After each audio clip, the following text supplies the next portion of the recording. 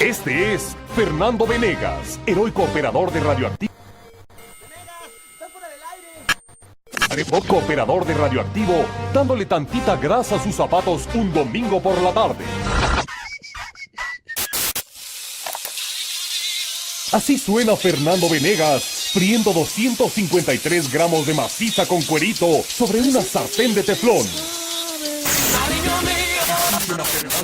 Escuchen a Fernando Venegas arrojar una botella vacía de charanda Uruapan al lago de Xochimilco. Cosa que, por cierto, no está nada bien. Y este es Fernando Venegas.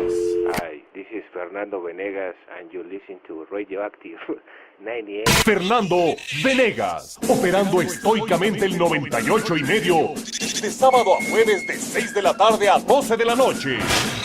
Radioactivo, el ruido Fuck everyone else. de la ciudad.